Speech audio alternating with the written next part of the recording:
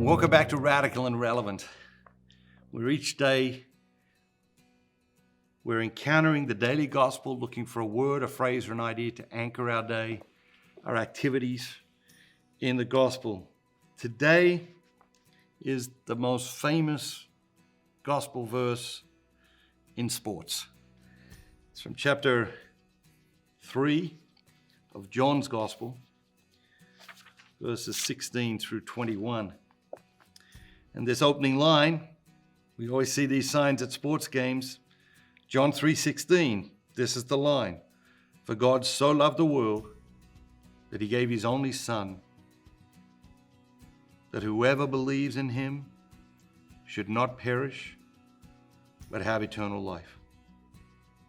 For God sent the Son into the world, not to condemn the world, but that the world might be saved through him. He who believes in him is not condemned. He who does not believe is condemned already, because he has not believed in the name of the only Son of God. And this is the judgment, that the light has come into the world, and men love darkness rather than light, because their deeds were evil. For everyone who does evil hates the light and does not come to the light, lest his deeds should be exposed. But he who does what is true comes to the light, that it may be clearly seen that his deeds have been wrought in God. What jumps out at you today?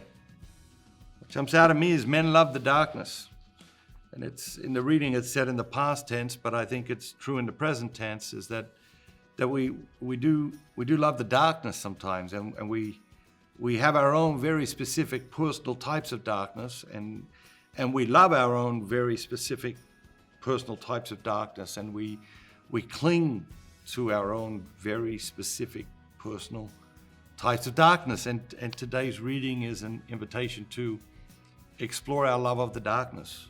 You know, what are the self-destructive behaviors that we love, that we don't want to let go of, that we hold back from God, that we say to God, okay, God, you can have everything except this right here. I'm keeping this for myself. And we do it. And it sounds ridiculous when we say it. And it is ridiculous when we step back and think about it. But we do it. We all do it. And there may be very powerful spiritual times in our lives when we come to God and we say, God, I'm 100% yours.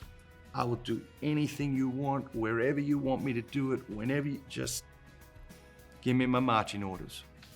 There are times in our lives and in our spiritual journey where we make ourselves 100% available to God.